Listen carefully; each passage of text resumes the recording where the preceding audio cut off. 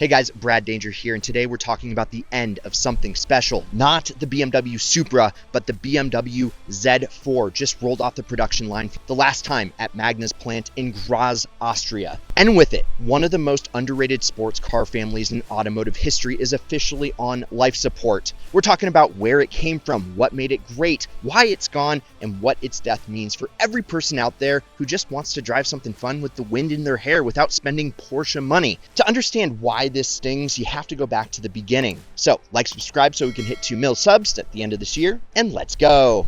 It's 1991 and BMW drops the Z1 or Z1. Nobody asked for it, nobody really needed it, but BMW built it anyway, because BMW don't care, just like a honey badger. And they gave it doors that literally slid down into the sills. So sick. Not up, not out, down into the car while you were driving. That's not engineering, that is totally a flex. That's a company saying, we could have built something boring, but we didn't, because why would we? We're BMW. Now, the shame, they only built 8,000 of these things. It became an instant collector's item. Then came the Z3. 1995, yes, the world got introduced to it through a little movie called GoldenEye. Ever heard of it? James Bond pulls up in a silver Z3 and the whole planet immediately wants one. It was sleek, it was lightweight, it was M-spec. It made 325 horses out of a straight inline 6. BMW also made a Z3 Coupe. It was also nicknamed the Clown Shoe. One of my favorites. It's weird, stubby, it's a little shooting brake that looked like a clown car designed by someone who has actual taste. And it became a cult classic almost overnight. Low production numbers, unique proportions, people loved it. But then BMW did something nobody expected. They made the Z lineup beautiful. Yes, right before the dot-com boom in 1999, the Z8. Stop everything. We need to talk about this car, ladies and gents, because the Z8, arguably the most gorgeous thing BMW has ever made. Retro-inspired long hood, short rear deck. It looked like a 507 reborn in the modern era. Hand-built, aluminum chassis, limited production, and they put the M5's engine in it, the legendary E39 M5, a 4-liter V8 pumping out around 400 horses. Bond drove a Z3 and GoldenEye, sure, but then they leveled up. Pierce Brosnan's 007 gets a Z8 and the world is not enough, and it gets cut in half by a helicopter, which somehow only made people want it more. Today, a clean Z8 can run you $200,000 to $500,000. Some sell for even more. They made around 5,700 of these beauties. It's one of those cars that appreciated so hard, so fast, the actual enthusiast can't touch it anymore. Sound familiar?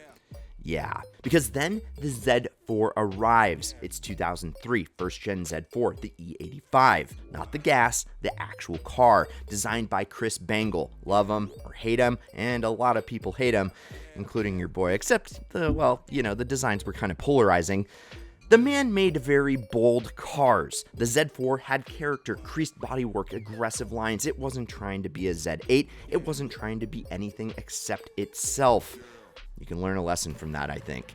It also came as a coupe, the Z4 M Coupe, which, again, looks a little weird. It had low production and is now worth a lot more than people expected. BMW just has this thing for making weird coupe versions of roadsters that become collector items. So take notes. Then, 2009, you get the second gen, the E89. Smoother design, retractable hard roof, which your boy loves. More refined, less raw, more GT. Still a great car. Then, in 2018, brought the third gen, the G29. And this one, well, it was different. Now, we gotta talk about the Supra connection, because you know that I'm giving away my Fast and Furious inspired Mark V. And I absolutely love that car. Because before we keep going, quick break, because this is actually insane and I have to mention it. There are days left, and we are giving away, yes, that Fast and Furious Mark V Supra, or a Rockstar Shelby GT350, plus $100,000 in cold, hard cash. So, you go to winthisIdealcar.com, I've linked to it in the pinned first comment, and get entered because there's days left, and there's real winners. And right now you can get entered for just 99 cents, which will get you 15,000 entries to win both cars plus the $100,000. Click the link in the pinned first comment and good skill. Okay, let's talk about the biggest problem. Because here's what the death of the Z4 actually represents. It's not really just a car, it's this pattern, an unfortunate pattern. Look at what's happening to open-top sports cars like the Porsche Boxster. Beautiful, brilliant car, I love it. Starts at $70,000. The Mercedes SL, closer to $130,000. The Corvette, they moved away from the traditional roadster format. The Alfa Romeo Spider, gone for years. The Honda S2000, RIP, it's been dead since 2009. And a clean one now costs more than a brand new performance car. And the Z4, even before it was discontinued, it was pushing $60K loaded. That's not a fun weekend car for most people. That's a mortgage decision. The affordable, attainable drop-top sports car is functionally extinct, except for one. Yes, we all know the Miata is the answer, and the Mazda MX5 Miata, it still exists. It starts at under 30 grand. It still has a manual transmission. It still has a fabric soft top, and it still handles like it wants to make you happy. And it's alone. Yes, think about it. In a world where BMW, Porsche, Mercedes, Alfa, Honda, all of them have either killed their roadsters or priced them into a different stratosphere, Mazda is out here just keeping the faith. 4 cylinders, rear-wheel drive, no drama, just straight pleasure. The Miata is not the most powerful car. It's not the fastest. It's not the most prestigious. But right now, this year, it might be the most important sports car in the world because it's the only one that actually says a regular person who loves driving should be able to afford this. That's a sentence BMW used to believe in. The Z3 started at $28,000 in 1996. Adjusted for inflation, that's $58,000 today. Okay. Not cheap, but the Z4 in full M trim, that's pushing $70K. The audience that made the Z4 lineup matter in the first place is being quietly priced out. So, what comes next? I mean, what happens to the Z badge? BMW isn't talking. Munich has said nothing official about a successor. Given the market right now, EVs, SUVs, crossovers eating everything, it would be easy for them to just say, well, just let it sleep. But here's the interesting wrinkle. Toyota is already working on the next Supra. The partnership between the two companies isn't necessarily dead. And if Toyota needs a platform partner for a next-gen sports car, BMW has every reason to say yes. Could we see a new Z? Well, maybe with an EV? BMW has the i brand, and they know how to make performance EVs. A lightweight electric roadster built on a new platform, co-developed with Toyota.